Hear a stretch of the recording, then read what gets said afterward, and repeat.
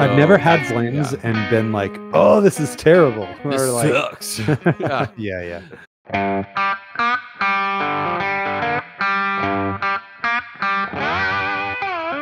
Welcome once again to Chill Filtered, the podcast where we drink whiskey so you don't have to, but you probably should, and you probably are, and that's why we like you. This week, very special week. We're drinking Elijah Craig Barrel Proof, specifically the C923 batch. But before we get into the batch, before we get into anything, let's talk about some business. We have a Patreon, and we love our Patreon people. And we support drinking with our Patreon people. And we send out drink-along samples, which we'll be doing a drink-along soon for February. And then next month, we'll be sending out a new batch via courier to our Patreon peeps, at least those who are in the $10 tier or more, unless they've grandfathered in. And next month, or next few months, we got a few good ones lined up. I'm not going to give anything away, but if you want to be part of the new drink-alongs to come, hit us up at patreon.com/chillfiltered and join the $10 tier or more to be part of those. So shout out. I don't know if I've shouted it out yet. Shout out to Tim and Sarah Murray for upping their Patreon giving to the $10 tier or more. So cheers to you guys. Wait for it. There we go. We love you guys. That's the business. Here's the podcast. Bryan, I'm excited to hear how your week's been, but I'm really excited to tell you about how my week's been. Oh, yeah. Okay. I always go first. Maybe you should go first. Yeah, that's true. Okay, so check this out. I never thought that I would be so stoked about the idea of potty training. But my daughter is potty trained, and that is awesome. And I'm so proud of her. That? Yeah. So it was a holiday weekend last week with Martin Luther King Day. And my wife is like, all right, we have 3 days, and we're going to do the 3-day method, which I always thought was kind of like a last resort method. It's like, no, you should probably just, build it up and stuff. But there's this method where it's just like, basically, you let your kid roam around without pants or underwear. And they'll know when they're peeing because they'll feel it. It's going to be dripping down their legs basically. And so that's the thing is like, they'll recognize when they got to pee or when they are peeing rather. So they'll start to realize maybe I should wait until before I pee, I'm going to go to the potty. And it worked like a charm. Dang. Like we started on Saturday last week and, she did so well. She had two small accidents. And then from then on, she was getting it. And she was like, I got to go to potty. And we're like, oh, let's get you over to the potty. And we get over there. I never thought I'd be so proud about such a silly sounding thing. But I'm so proud of my daughter. Like she is a pro at the potty. Nice. So she's at daycare or not daycare. She's at school and she is without pull-ups. So she's nice. My hero right now. Nice. So you had to clean up a couple spots. Yes, right? For sure. Okay. Mm-hmm. Yeah. Anything too disastrous? Just like middle of the couch. Luckily, she at this point we still got a little work to do, but at this point she saves the poops for nap time area. So it's like and when she naps, we'll put her in a pull up so that we don't have to deal with it. So she can't be like, "Hey, can I go to the potty right now?" Yeah. So. Yeah, that's lucky that we can just clean those up with the pull up. But I am so proud of my little girl. I can't wait to play this episode on her wedding day. It'll be great. Yeah, seriously. Like she'll know that daddy loves her. So yeah, I'm stoked. And then also fun factoid, not this week, but recently my dad told you guys about how, or our listeners and you about how my dad was diagnosed with stage 4 cancer recently. So apparently the chemo is doing great with my dad. So he is like, he said there are certain areas of cancer that are gone. He said that a lot is diminished in certain areas. So I think that's great news. And nice. Papa, if you're listening, proud of you too. And happy to hear that things are going well. So, yeah, things are good. Things are good. That's exciting. Yeah. I got my whiskey poker night coming up. Oh, yeah. Stoked about that. Nice. Neither of us won some A. Smith Bowman lottery. When do Yeah. you hear back from Sagamore? Sagamore. I wasn't reaching out to them, was I? Or you're talking No, about the lottery. Oh, that's like June or something. Oh, that's a long time. Yeah, they were taking entries for that till June. So yeah, be a long time. That's crazy. But yeah, I was thinking about coming out, trying to see if I couldn't come out on a work trip to the Baltimore area, and no dice. Maybe get to go to Cole's poker night. That would have been a lot of fun. But didn't work out. But it's always nice to not have to travel for work. So yeah, worked out for like work travel infrequently. Yeah, sometimes I do too. Like once or twice a month, or once or twice a year. Yeah. But like at my last job, I was in this phase of the project where we were installing a bunch of stuff locally in another state. And so I had these periods of time where it was like 2 weeks on, 2 weeks off, not off work, but like 2 weeks there, 2 weeks back. Oh, wow. Or like 1 week there and then maybe 2 weeks back. Yeah. It was not fun. And a lot of the other friends of mine who worked there, we all ended up just leaving. It was like, this is not sustainable. Wow. This is not the kind of career that I want. I want to be home. What state was it in? It was in New Mexico. So not a very fun state to be in either. Was it the cold part? It was not necessarily cold where we were. In the middle of winter, it was just kind of same as Phoenix. Yeah, that's good. Yeah, that's the funny thing about New Mexico. It's probably got the biggest, even Arizona has probably got the biggest shifts of temperature. Because it can get like Rocky Mountain and then it can get like really desert, like low desert. You mean from region to region? Yes, within the whole state. Yeah. Yeah, for sure. I thought you meant like daily fluctuation. I was like, no. I grew up in when Kansas. Totally. Yeah. When I was driving to move to Phoenix, we drove through the northeast portion of Arizona, and it went from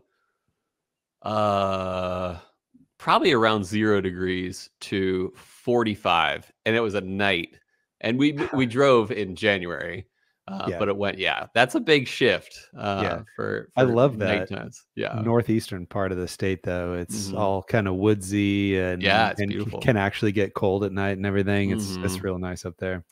Yeah, even towards like the Grand Canyon, like you can get snow there, and that's I mean, Arizona's not all warm. The one time I went to the Grand Canyon, it snowed, so I got to see the Grand Canyon in the snow. You've only been there once. Yep, I know, right? That's crazy. It is. We'd like have friends visit, and we'd be like, let's just go to the Grand Canyon. So that was our reason to go. I think it's like 4 hours, away. Does that sound right to you? 3 to 4, it sounds right. Yeah. So we haven't had much need to like, hey, let's go to the Grand Canyon. Yeah. If I had somebody coming in, some friend from out of state, and they were like, I've always wanted to see the Grand Canyon, I'd be like, yes, absolutely. Let's go. Yeah. It's big. Tell you that. It is. Like every time I go, I'm like, this is bigger than I remember. It is just enormous. It is quite the canyon. One might say it's grand. Yeah. What are you entry buzzing on? So I got this sample my buddy Clint gave me of Ben Holiday Rickhouse Proof. Oh, I heard good things. What do you think? Yeah, it is good. I tell you what, it's missing. It's missing that layer to have some like full body richness. Yeah. So it's a little like there's plenty of flavor, but palate wise, it just feels a little thinner and lighter. I gotcha. It feels like a slightly watered down cask strength bourbon, but still at cask strength. But it's not cask strength, you said? I'm sorry. I did not explain that very well. All of my negative opinions that I just tried to explain were all about like mouthfeel related things. The old mouthfeel. It is cask strength. I think it's 120 something. But it just like it lacks the extra like brown sugary rich traditional heavy bourbon feel. And it's almost like halfway to single malt. almost. It's like it just has this kind of thin, slightly bitter thing going on. That's not very like rich. Mm-hmm. It's almost like Halfway to Heather, the old album. Is it? Have you had their red wheat one and their standard from Ben Holiday? Yeah, I had the bottled in bond. Okay. I don't remember when or how. Mm-hmm. But that's all I've had. And that the bottled in bond, I remember kind of hit me in the forgettable range. Mm-hmm. It didn't really stand out. I mean, like, of course, I appreciate it. Came from Missouri and everything. Yeah. And cool story and all. But like, give it to me in a blind, and it's gonna sit middle of the road. Yeah. Yeah, that was me. I got a bottle, and really proud of Missouri. I'll tell you that. But it's not my go-to pickup. Yeah. Was that like Warsaw, Missouri? Does that sound familiar? Warsaw does not sound familiar. It was somewhere pretty close to where like my close to Kansas City. Yeah. My grandpa, my dad's dad, grew up right around there. If it wasn't the same city, it was something pretty close by that, like, when I heard where they were located, I was like, oh my gosh, like Weston, Missouri. I think, yeah, actually my grandpa definitely lived in Weston for a while. Okay. But just fun to think that, like, this place that my family has, history from 100 years ago or whatever. Yeah. That they're putting out this whiskey now. Yeah. Pretty close to across the river from Weston is Kickapoo. As in, if you're tired of that poo, just kick a poo. I don't know. That doesn't work. But it's pretty close to like Leavenworth and all that stuff. Yeah, yeah. What are you entry buzzing on? Elijah Craig Barrel Proof. This was the most recent bottle I have opened, was the B522. Nice. That was my very first Elijah Craig I ever bought. That's crazy. Yep. Nice. So I fell in love with that one. And since then, like, Elijah Craig's always been a go-to for me. I do really like Elijah Craig. And I guess, have we even said today we're drinking the random mid-show drop? Anyway, Elijah Craig C923 is what we're drinking today. And I've always been like a Elijah Craig homer. That's one of my absolute staples. That, like, first thing I think of is going to be Elijah Craig Barrel Proof for something that I like. And it's kind of side by side with Larceny too. Do you have much experience with Larceny Barrel Proof? Yeah, totally. I flip flop every now and then on which I like more. But like the Larceny C922 release, that was, I think people generally like the B523 a little more. But the C9, what's his name? Yeah. Fred Minnick. Right? Yeah. Yeah. C922 kills it for me. That's my favorite. And so I think overall I'd choose a Larceny C922 over any Elijah Craig Barrel Proof. But anyway, I love them all. They're all great. And the fact how much I love Elijah Craig and Larceny puts Heaven Hill as one of my, like, top 2 or 3 distilleries favorite. That's pretty cool. No, yeah. Okay, so I told you this before we recorded. It's like, okay, Elijah Craig Barrel Proof is always good. But to me, it's not pretty much ever fantastic. Unless you're talking about the old days with the stubby bottles. There was at least one. I couldn't tell you what batch it was. All I can tell you was a stubby bottle.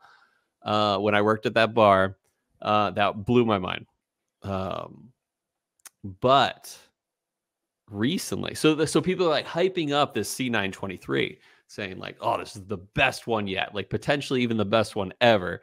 And I'm not so sure yet. I haven't tried it yet.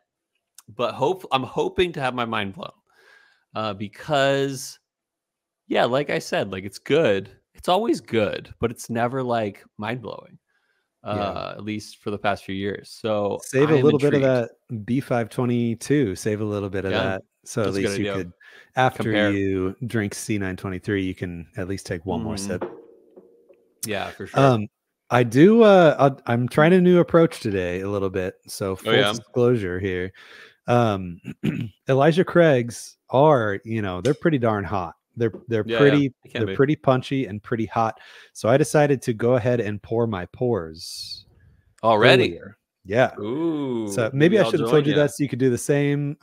Sorry about that. But yeah, mine have been poured for about 20 minutes now. Whoa. And they're just sitting there ready to go. I wanted to give them extra time to breathe, because I know that they usually hit a little hot. And without divulging too much, I will say the C923, my expectations that were set by other people had me thinking that it was just immediately going to be this like amazing, beautiful palate experience. Yeah. It's still hot. It's still just as hot as all. Yeah, 133 is pretty high. Yeah. So I decided to do something I'd never done with it before, and I poured that C923 and then gonna let it breathe for 30 minutes. So we'll see how that goes. We'll give it a official cork pop just for the record.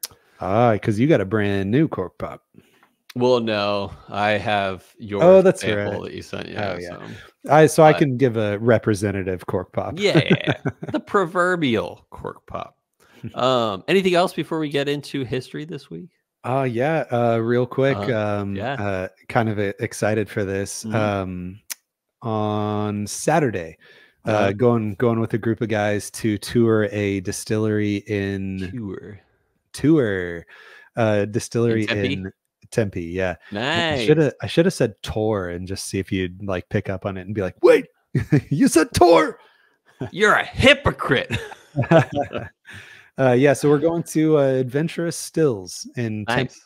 Yeah, and we're gonna see Marco there. Marco and I believe it's Patrick. There's another Patrick Smith. So I've never met Patrick now, so that'll be good. So Marco and Patrick will be there, and then Bryan and David. Man, hella Patreon supporters going on this tour. But a couple other buddies too. I think there should be about 7 or 8 of us on the tour, so it should be good. Yeah, make sure you drop our name. I talked to them before, and I was like, "Hey, I co-host a podcast. Loved it," and they were so interested. I never followed up. So if you want to bring them on, just give them a talk to. I still need to reach out to Kings County. I never sent him a follow-up email after I was on the tour, and our tour guide was awesome. And I just never, I forgot to get a Glencairn, not a Glencairn. They had the glass shape like this that I'm holding up in front of the camera. It's kind of a trendy new thing. I've seen a lot of places with this glass shape that's kind of like pointy, wide at the bottom, and then gotta go bulbous. Swoops up to the top. Yeah. Anyway, they've got one of those. I forgot to pick it up while I was there, but I was hoping they could send me one, or I could at least just buy one. They could. Yeah, sure they could. That's the perks, baby. That's cool. No, I hope you have a good time this Saturday, like in 3 days. Yep, in 3 days. So of course, when this episode comes out, we will have already gone. So I won't be able to update y'all on how the tour went and everything until the next week. But yeah. Hope you don't get tour. That doesn't make any sense. Tour on the tour. Don't tour a muscle on your tour. Wow, really reaching here. All right. Yeah, we're trying. But anyway. So why don't we go to break, and we'll come back. We'll talk about the history of Elijah Craig and get into that stuff. And then we will drink. So here we go to break.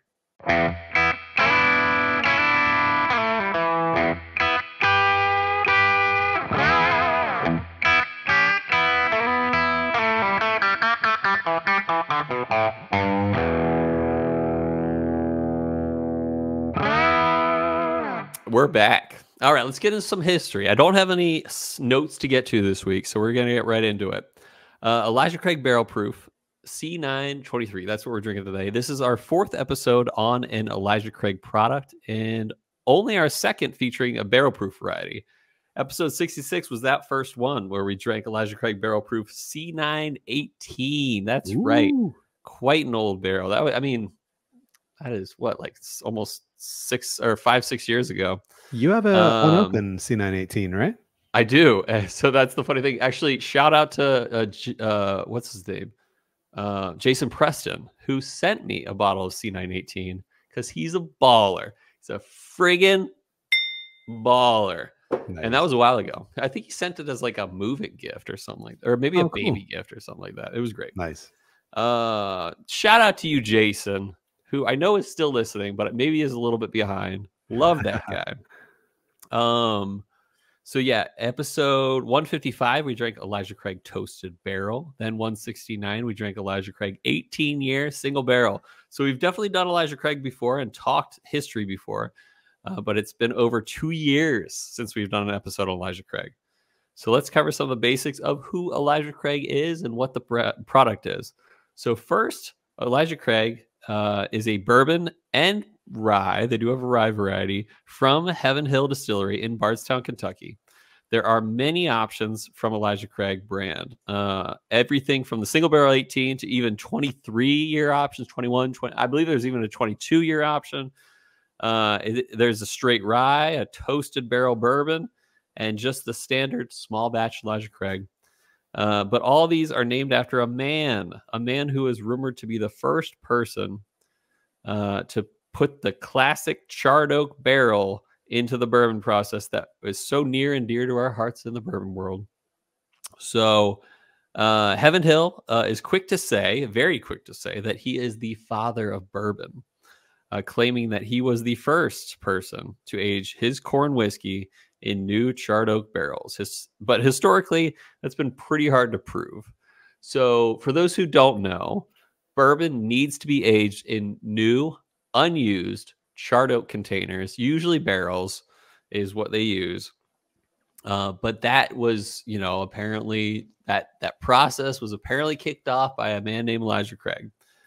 Elijah Craig was a Baptist preacher, a reverend from Fayette County, Virginia. And if you look it up, there is no Fayette County, Virginia, at least not anymore. Yet Fayette County is right where it was so many years ago. What could happen if you're doing the math right? In the 1700s, Virginia extended as far as the boundaries of Kentucky's western boundary. But now it is less than it used to be. Virginia used to be huge.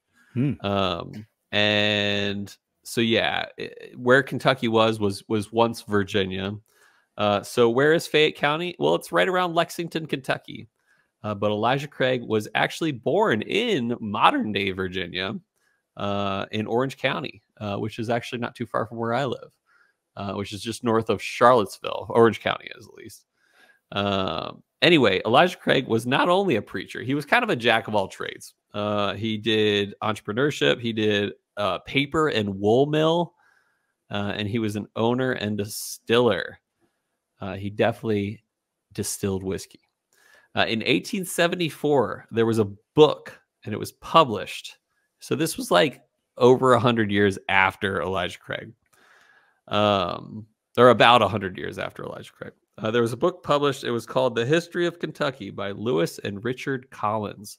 In it, they speak of the first bourbon being from 1789. Can you hold up your bottle, Brian?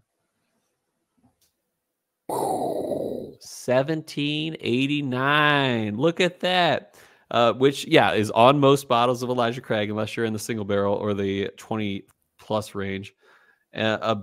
Basically a bourbon in Georgetown, Kentucky, which is in Fayette County, just north of Lexington. And they mention a fulling mill, apparently a rope-making mill. And previously, Elijah Craig's name was mentioned as owning the fulling mill in the same part of the book. So maybe he was the father of bourbon. Maybe he was the first to age bourbon in charred oak, but it's possible that none of those are true, based on even just the standard facts of the book. Not enough concrete history from the late 1700s. Anyway, in the 1960s, Commonwealth Distillers trademarked the name Elijah Craig for bourbon. Ooh, wow! Just poked my eye and set off my contact. Oh no! Anyway, we'll do it without one eye, but that's okay. We'll get that eye back eventually. Anyway, they bought the brand, or they started the brand Elijah Craig, and eventually Heaven Hill bought the trademark in 1976, and they didn't even use the trademark until there we go. We're back. Didn't even use the trademark until about 10 years later. But they were proud of their age statement on it. Get this. In 1986. My birth year. Birth year. And the birth year of No Doubt the band, as well as the release of Licensed to Ill by the Beastie Boys, as well as the Challenger accident. Many great things happened in 1986. I'm so glad I could be the one that motivated all those things to happen. Yep, especially exploding rocket ships. So yeah, 1986. Check this out. They put out a 12-year bourbon in 1986. This was one of the lulls of the bourbon industry. Was in the late 80s and early 90s. And yet they're putting out a 12-year age statement standard, which is pretty crazy. Anyway, actually, you weren't messing around. Question on that, in case you know, are people just not age stating whiskeys, or are the age statements like 7 and 8? I don't know that back in the 80s. You should know that. I was only conceived in the 80s. Oh yeah, right. You know, when I was 3, I should have been checking out all the whiskey at the stores. What was I thinking? Yeah. But I'm not here to shame you. But yeah, you should have known. But maybe I'll look it up next time. But anyway, in 2016, though, many years later, theoretically 30 years later, Heaven Hill announced that they would drop the age statement to extend their stocks of bourbon, because apparently the bourbon boom was hitting them too. Weak, I wrote in my notes, but I'm talking about the standard small batch age statement. On the barrel proofs, they always have had a age statement. They're on the bottle along with the batch number and proof. Their barrel proof varieties always used to be a 12-year, meaning that they were minimum 12 years. Going back to the initial release of the first bottle of Elijah Craig Barrel Proof in March of 2013. Then in 2023, somewhere in the middle of 2023, the Barrel Proofs now mentioned the exact years, and they said that we're not going to always do a 12-year anymore, or at least a 12-year. So some of their releases have been less than 12 years, some more. As how it goes, minimum barrel in the batch, you have to go with that one. So anyway, to remind our listeners, the letter at the beginning of the code, this one is a C923, represents the number of the batch that year. Then it's the month of that release, and the first number, and then the last two numbers are the year of the release. For example, B522, which I am drinking right now, represents the second release of 2022, released in May. Hope that all makes sense. So what we're drinking today, Elijah Craig Barrel Proof C923.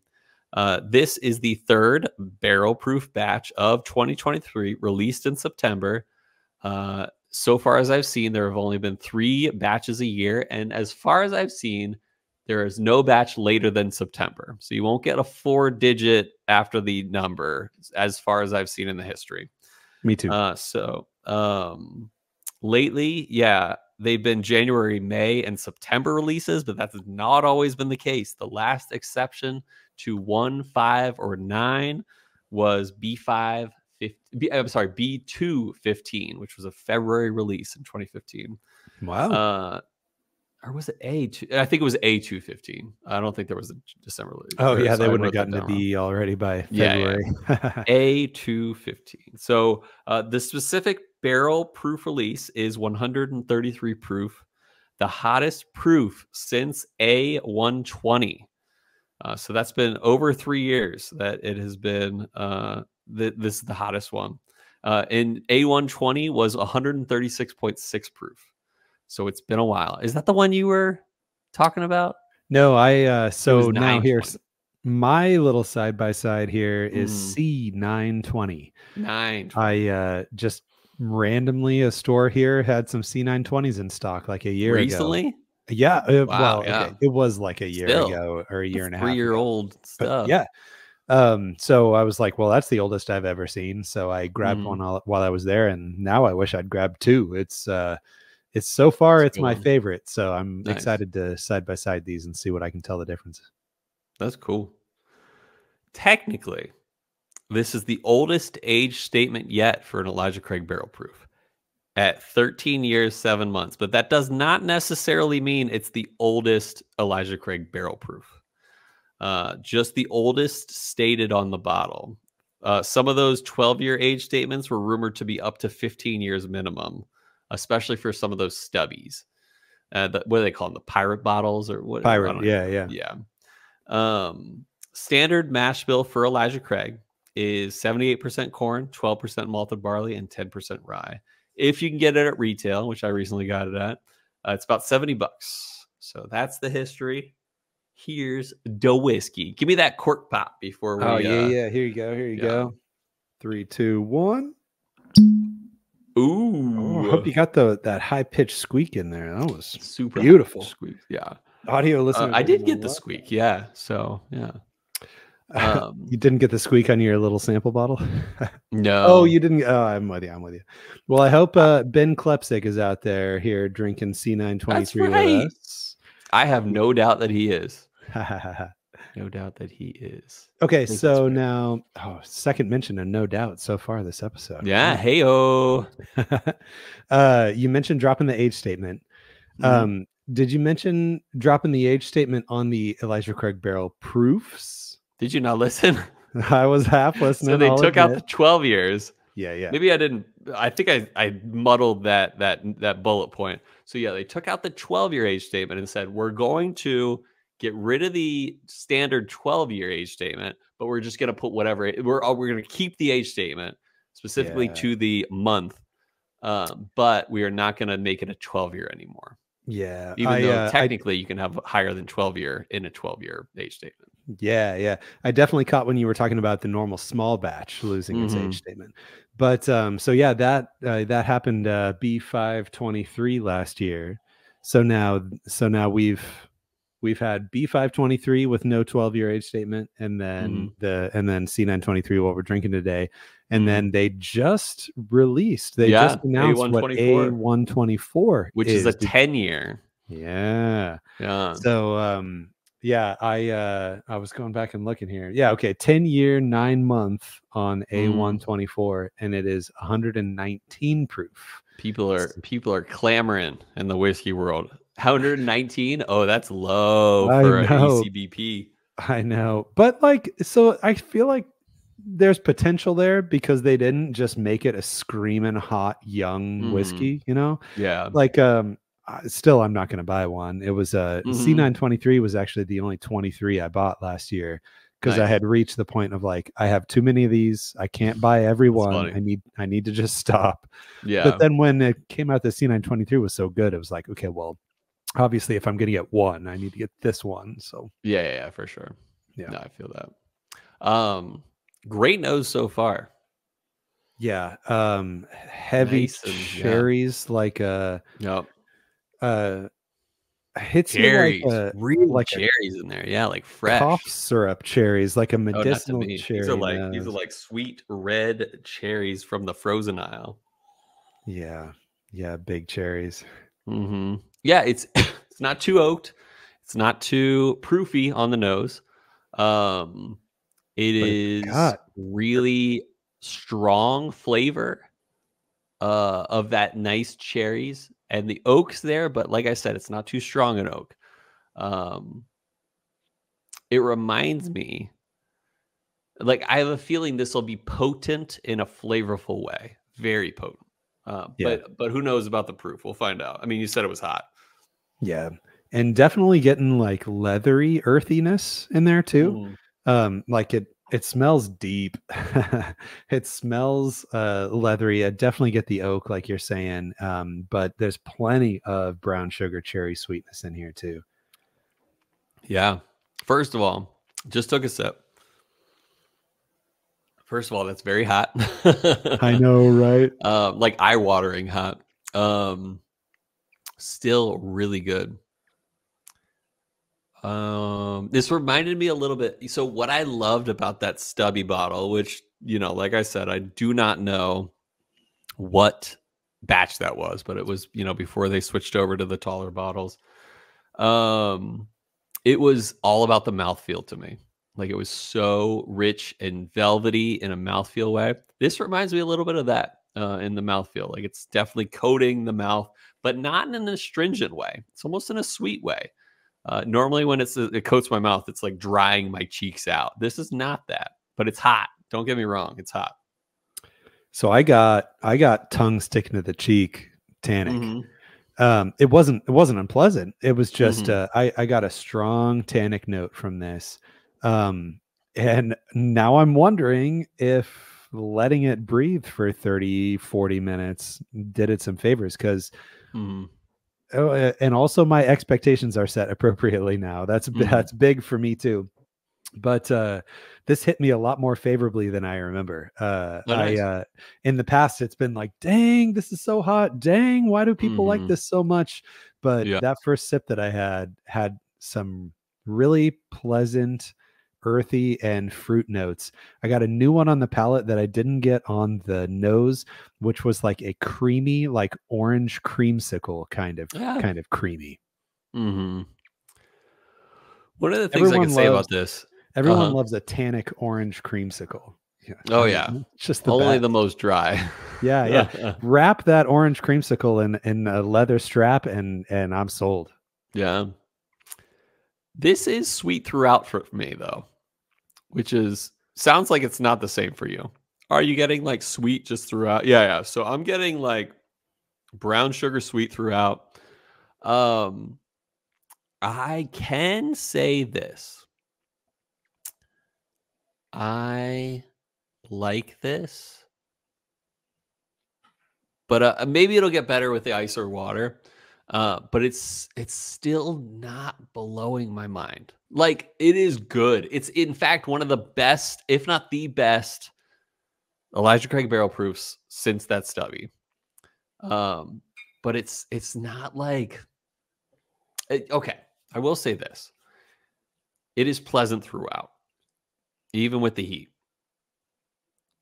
But this is, I mean, like.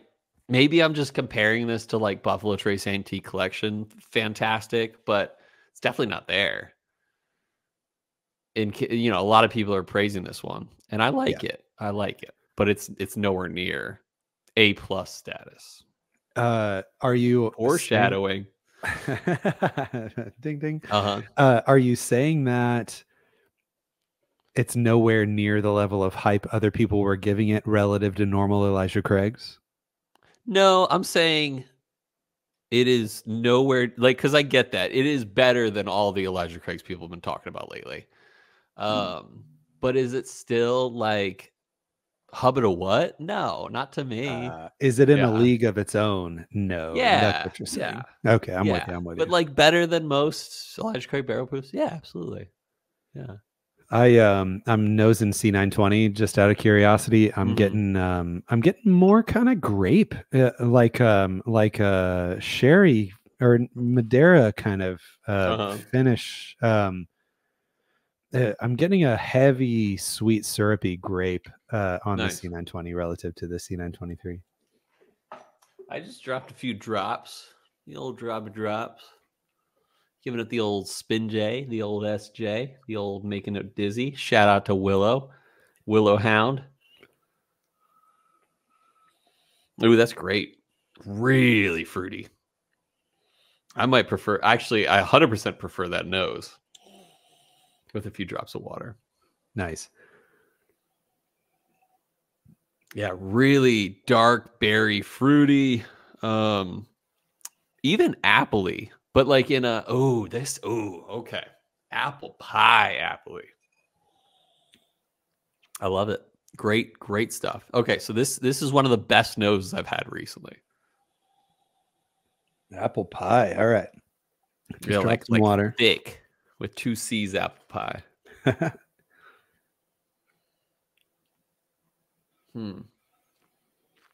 More fruit on the nose with the water. I'm totally with you. More oak on the nose with water. That is how you should drink Elijah Craig barrel proof. A few drops of water. That's good. That is the best Elijah Craig barrel proof palate I've had in years. Nice. So maybe I should be dropping more drops in my other barrel proofs because this is good. Maybe. Blueberries. Yeah. Oh man. I got to try something really cool recently. It was a Starlight finished in some blueberry cask, something. Any idea what I'm talking about? Nope. Sounds like a Good Times barrel. It was not a Good Times. I have tried Good Times, and yeah, it was not so bad. It's like the meme distillery these days. I'll take a hard the easiest thing to take a hard stance on, but the one Good Times bottle that I bought just to see what all the deal was about, it's like some of the worst whiskey I own now. Funny. It was like, and I decided I was like, if I'm gonna get one, I'm gonna go all out. And the one that I got was Neapolitan or something. No, it was double oaked. Okay. And pineapple brandy. Something. Oh, wow. It was like a cherry pineapple double oaked monstrosity. Yeah. And you can't taste any of the cherry pineapple because it's so young and hot. Oh, totally. I expected it to be a ridiculous flavor bomb, and all it tastes like is just crappy young whiskey. Yeah. That was when one of my favorite Instagram handles is called You Would Hate It. And it's a bourbon meme page. And they used to like hate on Good Times. Like Good Times like unfollowed them and like all these things. But yeah, it was funny because it was like just such a meme.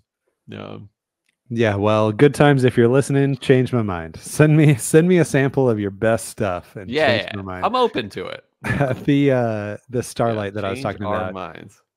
The Starlight that I was talking about is bourbon whiskey finished in blueberry port barrels.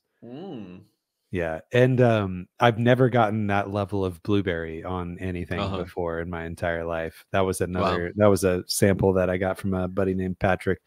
He sent this like blind out for us to kind of go through and see which one we like the most and everything.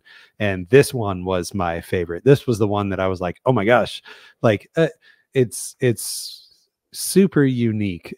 I don't think that it was like the pinnacle of whiskey or anything, but it was just fun to get that heavy of a blueberry note on it. That's cool.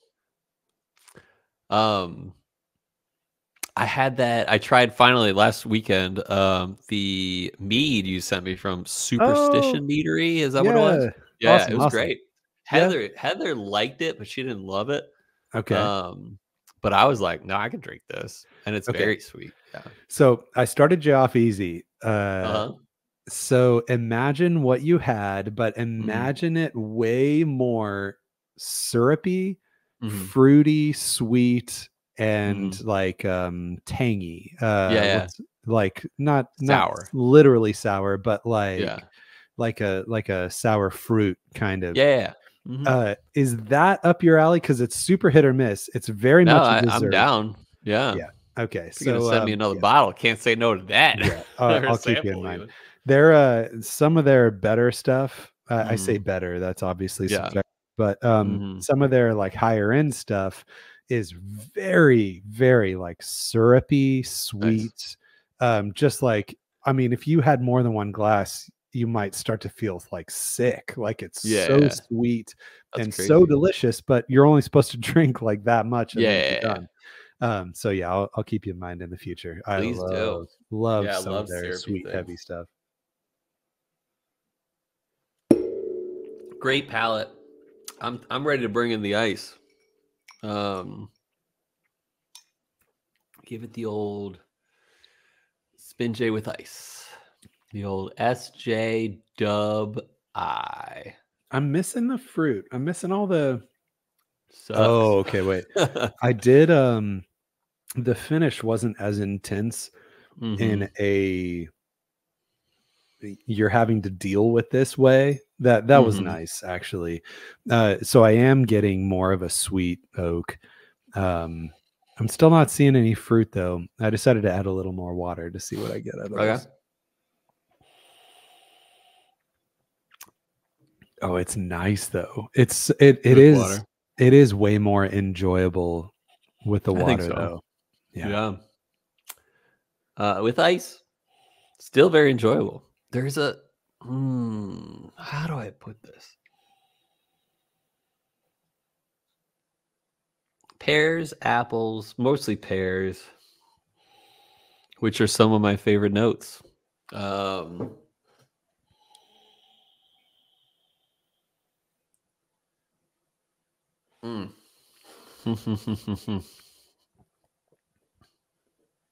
Still good. Is there? I don't know if it's better than the water pour. Yeah, there's a little dryness on the end of the finish there that I don't love with the ice pour. Is there a whiskey that stands out in your mind for being like the pear note whiskey? Yeah, they're gonna be scotches. Yeah.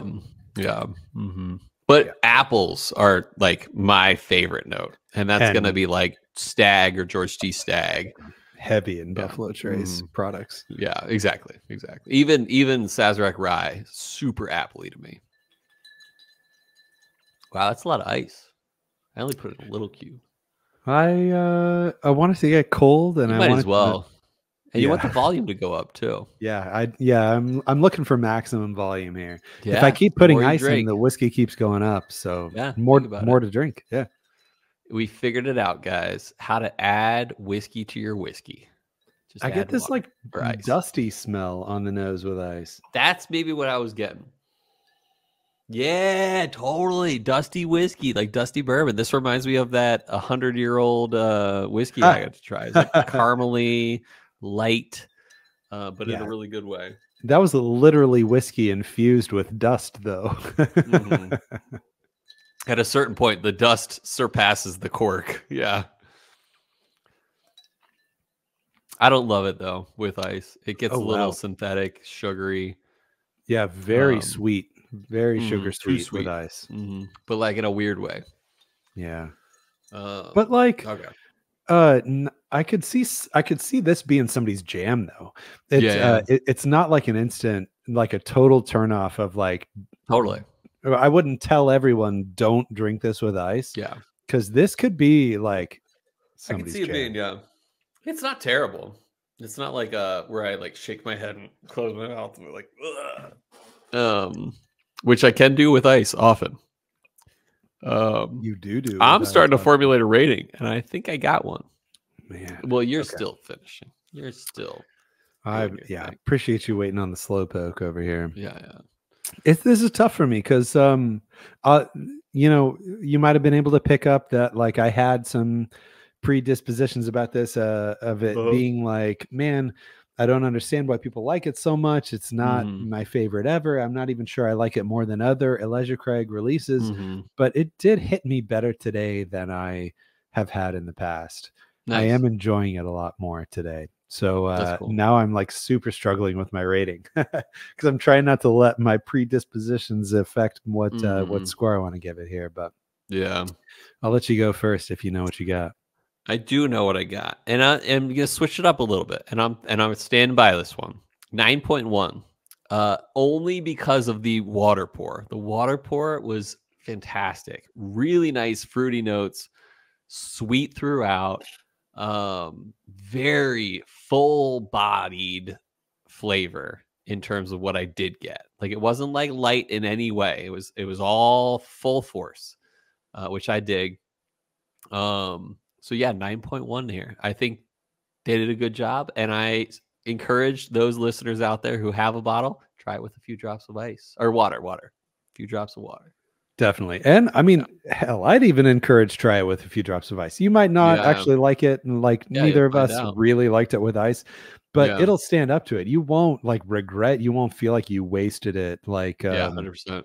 Yeah, but I think water might be the way to go because it just it takes the harshness out and it makes it. It almost made the finish a little longer for me because I wasn't just focused on the hot part of the finish, and it was just like, oh, there's the leather and there's the other earthy tones that I got out of that. Yeah, no, I'm with you. Yeah, I think it's hard to hubba this for me, but it's going to be close. I think I'll go 8.9. Nice. This is a full-bodied whiskey. Like this this hits, you know, I keep going back to the layers, the idea of layers, of like, does it have that fruit layer? Yeah. Does it have that earthy layer? Yeah. Is it like I was going to say full bodied again, but like, does it have weight to it? Is it not just like thin? Yeah. It ticks all these boxes, but it didn't make any like fireworks go off in my head. So I'm going to say 8.9. So we have a secondary rating scale, and this isn't my old secondary rating scale. We're trying to convert to a different scale so that most of our listeners can understand how we recommend things. And it's going to be a F to A model, similar to grades in school. I'm going to give this one a B for well above average. I think this is definitely above average. It's more than what I would give it a B-, which would be good. So, but not yet very good. Yeah. Somewhere between B and A, which A is very good. So B plus then, eh? Maybe B plus. Yeah, I'm a normal B. I'm well above average also for this. I agree that this is better than simply good. This is a standout. This is something that for someone who's used to drinking barrel strength whiskey, if they have a sip of this, they'll be like, dang, this is pretty good barrel strength whiskey. Like this would stand out in their mind of, I remember that time I tried this at that party one time. Yeah. But it's not like you've changed my life forever kind of level. Totally. So yeah, I'm pegging it at B because in order to reach that A category, it's got to be very good. It's got to be just extremely solid. There's got to be no negative comments we can make about this. Totally. And I think that just below that A in that B category is probably where this belongs. Totally. No, I'm with you. All right. Now that we've gotten our ratings, I think it's time for our next segment of the show that we like to call Whiskey World News.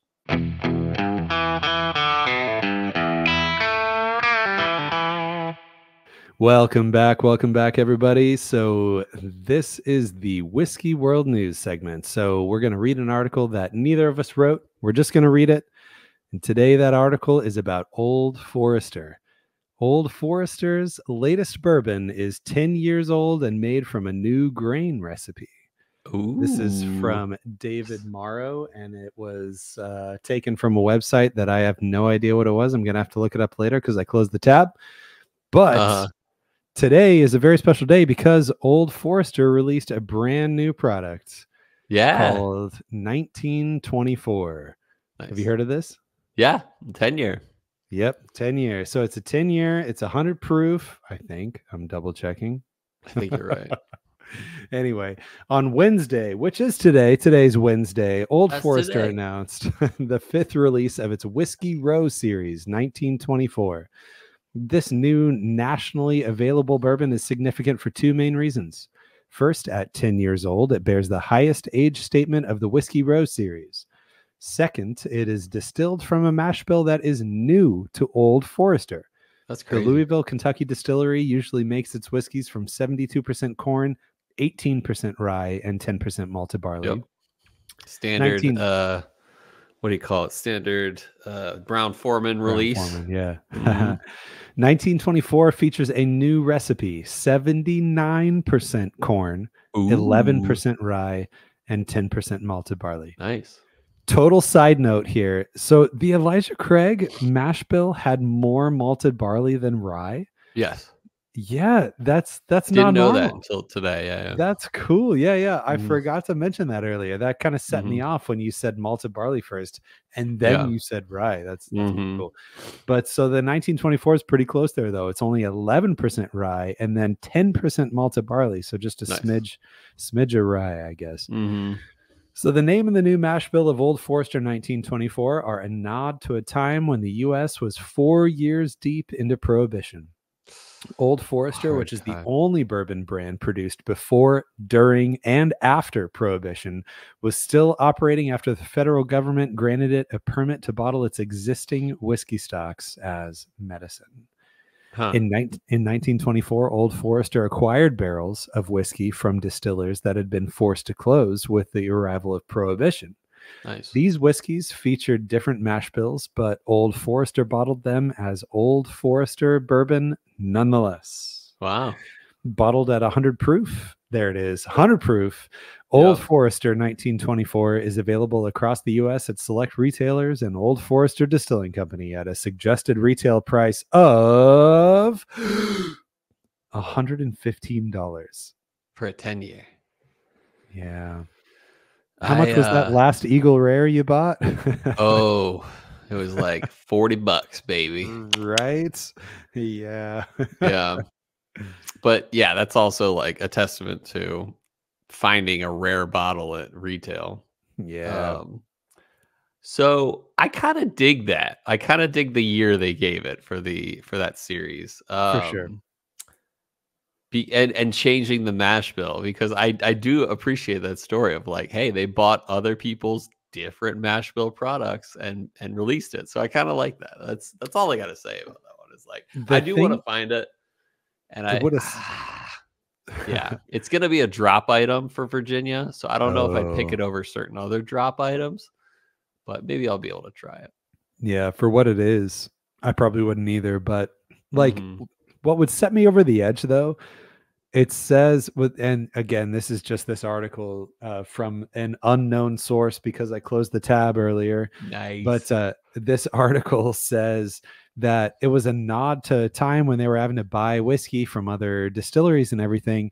I wish that there was like some science that went into like, we looked at what mash bills were around that era and we averaged the numbers and then and that's why we chose this. And you know, like obviously this is a 10-year-old whiskey, so Old Forester 10 years ago would have been having to make these decisions and everything. Totally. So it's a long time ago. It'd be fun to know if they like did some legit science on this or if it was just kind of whatever. Well, it is interesting. Like 10 years ago is at least, 2014. And that was at the beginning of the bourbon boom. So I don't know. I doubt, I doubt they were like, all right, let's do this and we'll name it this. Because I want to say it was like 2016 when this series began. So I guess it's only 2 years later. So I could see it being the case. 2015, actually, I remember getting my first 1870. So, you remember when you got your first 1870? That's such a not noteworthy bottle.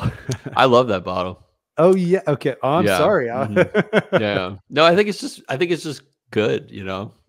I just you kind of said this though. I have trouble believing that like right when the bourbon boom was starting, Old Forester was like, hey, let's make this brand new product with a super forgettable mash bill that's only going to be 100 proof when we bottle it. Actually, they probably wouldn't have made that decision at that time. But like, I can't imagine them deciding to make this new distillate from a new mash bill back in 2014. It just like doesn't add up unless they were trying some funky science experiment that now here we are. I think that's probably what it was. But they probably have plenty of stock for it if they're adding it to the, what do they call it again? The collection they're doing? Rick House? Oh, Whiskey Row series. Whiskey Row series, yeah. Yeah, I guess they're probably still making 10 years stuff. So yeah. And so for my own, because I can't ever keep the years straight, that Whiskey Row series is the 1870, 1897, oh, that's right, 1910, 1920. Okay. No, 1920 is 115 proof? 114, I think. Oh, we'll have to take it's 115 and Google it. I'm going to stick with 114. I already said it. I got to stick with it. My bet's up. 1910, 1920, and now 1924. So that is the fifth one of the series. There is a reason why you thought of 1915 is because it's kind of like it's a joke. It's a meme kind of thing of if you blend half and half 1910 and 1920, it's Old Forester 1915. That's funny. Which is actually, pretty decent because the 1910 is a much lower proof and it's double oaked. And the 1920 is a higher proof, and it's not double oaked. So you get a lot of that rich sweetness from the double oak, and then you get the higher proof from the 1920, and then it ends up kind of being a best of the both worlds kind of thing. But with all your words and fancy talk, I'm still right. 1920 is 115 proof. Boo. Yeah. All right. All right. No, that's good. All right, let's move on over to our next segment. What whiskey would you choose? Last week we had results that had almost nothing to do with whiskey, but you apparently destroyed me, and even my wife destroyed me in the conversation she had with you after this. That's right. It had nothing to do with whiskey, but it had everything to do with everything I love in life, because pizza. Okay, my buddy Josh was the best man at my wedding, and like one of the first jokes he made about me in his speech about me was about my love of pizza. He was like, all right, so I remember the day that Bryan called me and he was like, hey, I fell in love, blah, blah, blah. And of course he was talking about this new pizza. That's funny. Where at? Was it in Kansas? No, the wedding? No, the pizza you fell in love with. Oh, no. That was totally a joke. That was just like funny. He was going into like a typical best man speech oh, he told me he was in love and he loves her so much, but then he like shifted and was like, and it's pizza. That's funny.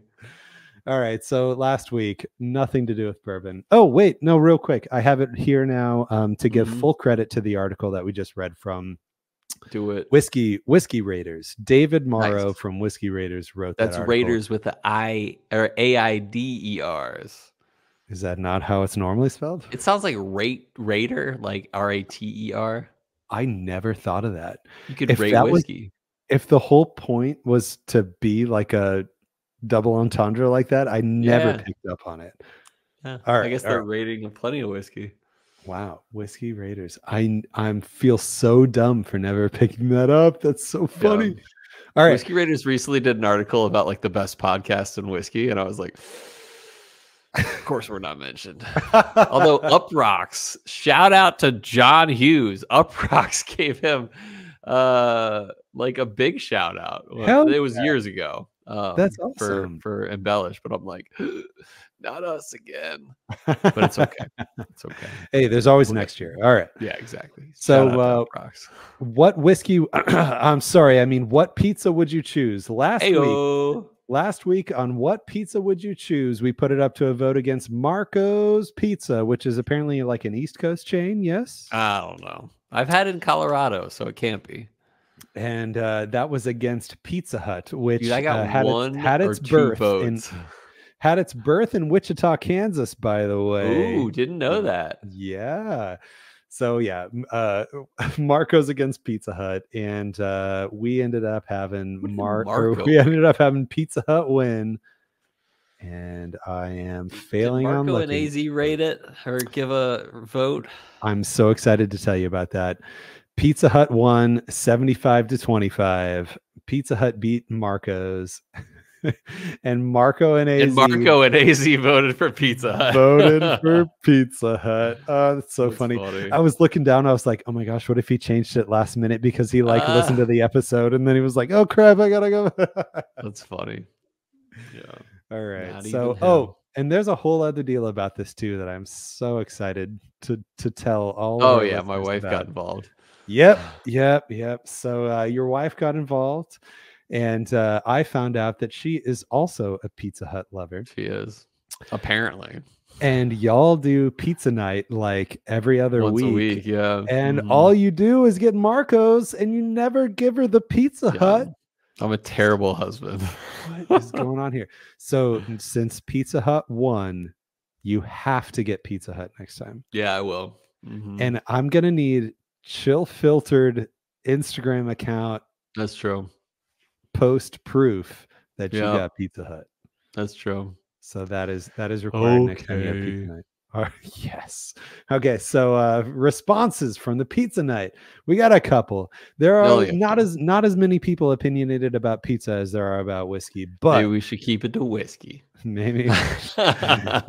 In my last ditch attempt to change this to a pizza podcast did not work out, but it's okay.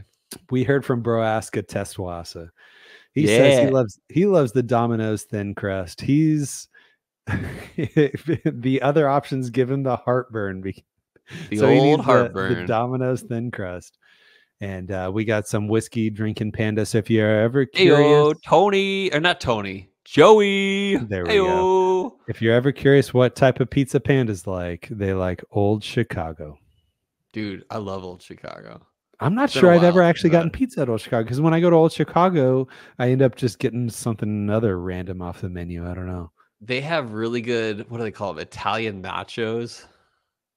It's good. Italian. So what's on Italian nachos? They're like black olives. It's not like tortilla nachos. It's like Italian nachos. They're like put you on the spot. Fried probably something. Haven't had it in like it says 4 crispy years. Fried wonton chips. Ooh. And then they do like mozzarella, pepperoni, Italian sausage, pepperoncinis, marinara sauce. It's good. It's like good. Pizza nachos, man. Pizza nachos with wonton chips. Ooh, there's a copycat recipe. I'm on it. So no, that's last week's. This week, what do we got this week? Yeah, I got you this week. This week we are asking you, piggybacking on the Whiskey World News. That's right.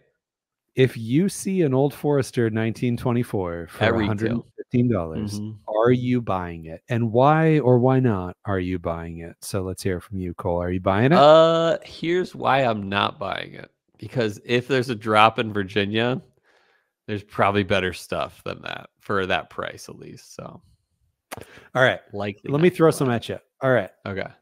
Are you picking 1924 over Eagle Rare? Oh, yeah. No, rather. There's something that I mean, if I hear incredible things about 1924, maybe I'll consider it. But I don't know. If I had the choice between the two, I'd get Eagle Rare at retail at 40 some bucks. Buffalo Trace? I need a bottle of Buffalo Trace. I'm running out. I'm on my last bottle now. So. That's saying something. It's also a testament to just how rare Eagle Rare and Buffalo Trace are in Virginia. Like Total Wine has like 30 Buffalo Trace on the shelf here in Phoenix right now. Oh, that's great. No, they didn't always have that though. So yeah, that is true. So if you're taking those over 1924, then I'm not even going to ask you if you'd take Blanton's over 1924. No, Blanton's. So the only reason I really buy Blanton's is the reason I'm helping out one of our listeners this week. Why am I? Paul Clarkson, in South Carolina. Shout out to Paul because I like to carry the dates. And so Paul told me one of his daughters was born in a certain week of 2022. And I had a Blanton's from that week. And so we were able to work it out. And he just paid me what I paid retail. Nice. That's the only big reason. Don't get me wrong. I actually really like Blanton's as it is. I think it is overhyped, but I do not think it is a bad bourbon. Right. So I've never had Blanton's and been like, oh, this is terrible. This sucks. Yeah. But no, it's a great bourbon. And it's also like cool because, I got maybe a case or two at home, and people that are interested in it can, like I can make someone's day. Like my uncle was like, hey, I heard Blanton's is really good. Do you know anything about that? I'm like, yeah, just pay what I paid. You're good. Exactly. And, so that's basically why I buy Blanton's.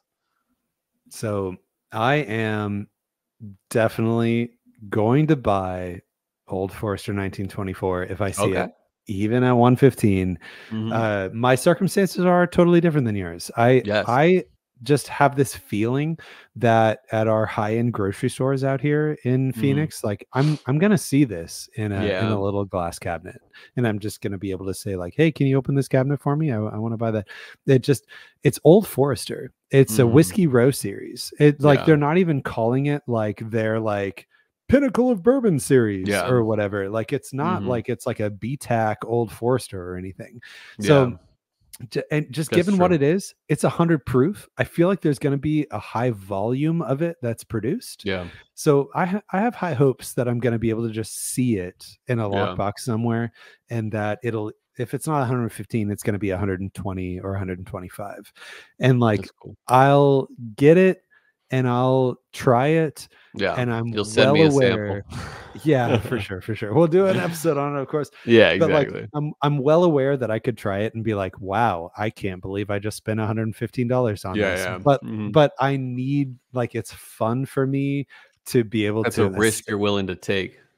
Just for science, like, and then from like the next bottle share night that I have, I'll have an Old Forester 1924. So that's real. All my buddies can try it, and they'll know not to spend $120 on it or whatever. So I love doing that, and that makes me really happy. So I will buy it if I see it for $115, and will put it to you, listener, if you will buy it. Love to hear why or why not when we put that. Let us know. All right. So next week we are between two ryes. Check this out. Oh yeah, we are big between time ryes. A 2019 vintage of Thomas H. Handy, which is a little old in the vintage, but it's 125.7. But if you're looking into proof, consider this. The other option is 13th Colony Cask Strength Rye. It's a single barrel that Bryan was able to pick up. It's an 11-year, and it's hazmat, baby. 142.3 proof. So check out Tuesday this week. Tomorrow, if you're listening the day this comes out, and on our Instagram, and you'll be able to vote between 13 Colony and the Antique Collection bottle of Thomas H. Handy from 2019. So keep an eye out for that. I hope our listeners do keep an eye out for that. Yeah, I hope next week comes real quick, because I'm looking forward to drinking some real good ryes. Dude, I love good ryes. Did you hear that people are really raving about the 2023 Handy this year? Yeah. Oh yeah. Yeah. I've seen several posts of people saying, like, I blew through the whole BTAC series at a bar, and Handy was the one that surprised me the most. That's cool. Yeah. Maybe we'll be able to figure that out one day. Actually, there's the Fries lottery soon, so I'm sure you'll be on top of that. I may or may not have a 2023 Handy already. Wait, did you trade? No, I didn't actually. I got it at retail from a guy who is I'm friends with, and we're it's just one of those good stories of be a normal person, be a nice person. You don't have to buy every allocated thing that you find. Pay it forward, and maybe that liquor manager that you befriended will notice that you have been paying it forward, and maybe you're when the But didn't you get that for Weller? Is that the exact same story you got for William LaRue this year? Different guy. Come on, man. So, like, I like you, Bryan. I like you a lot, but these things, they like make me not insecure. They make me frustrated that I can't find things like this anymore. Hey, and I'm not saying don't talk about it. I'm not saying don't bring these things up, but it's in the middle of my heart. It's like stormy weather down there. And it's like, why can't you find Antique Collection anymore, Cole? And yeah, so that's, I am well aware that it is a delicate subject, and it is difficult to talk to. That's friends. Amazing, though. It is difficult to talk to best friends about, because there's a jealousy aspect that is hard to get over, and it's. Is that your third 2023 Antique Collection you got this year? No, second. Okay, so I couldn't remember. You might. Then there's the Fries lotteries. Yeah. So Fries lotteries, they actually, thank you for saying that.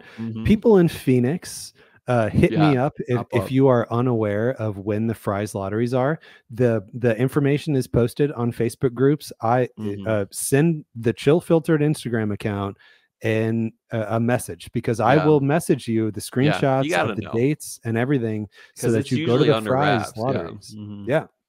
That is by far the best chance for you got like a, didn't you get a Van Winkle 13 year last year or something? I wish I wish. So, but you did get an Eagle Rare 17 last year. I did get drawn for an Eagle Rare 17 last year, and that's insane. I mean, we're talking less than 1% chance. That was just absolute. I'm crying on the inside. That wasn't a lottery. That wasn't me putting in the effort. Please believe me. Lucky. Please believe me. I put in the effort for these. Yeah. Like I care, I pass things on, and anyway, I try to put myself in the best position possible to have the right relationships at the right time. And anyway, but yes, if you're in Phoenix, send the Chill Filtered Instagram account a message, because I will tell you when all the fries drops are, when all the fries lotteries are, and you'll get that information from me. And then the Total Wine Grand Reserve from last year, that drawing will happen in late March, early April, maybe. So that's one last shot at it too. Nice. Oh, my heart. So I hope that the Fries Lottery and the Total Wine Lottery and the ABC for my sake. Yeah. Oh, when is yours? It'll be in a few months probably. Oh yeah. Okay. So they delay it till March or whatever. Last year it was like mid-year, something like that. Yeah. Interesting. But they didn't do Eagle Rare, which was the annoying part. Huh. I will say, of the volumes that I've seen here and there, I feel like I've seen the Eagle Rare like the least. I might have even seen more Sazerac 18s this year than Eagle Rares, which is like insane. Yeah, that's unbelievable. Yeah, that's crazy. Well, I hope you do really well. Thank you. And Fries lottery and all that. I hope that we review the 2023 handy real soon. Ayo, that's true. Yeah, because that's one you're gonna open. Well, I hope our listeners get lucky this year with the antique collection and other great like bottles releases for 2024. I hope everyone does well this year. If you win Eagle Rare 17, just consider that I really love that, and it means so much to me, and maybe we can work something out. But most of all, had to get that in real quick. But most of all, listeners, I hope that our love of whiskey lifted your spirits.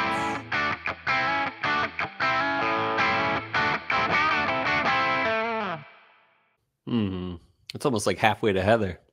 The old album.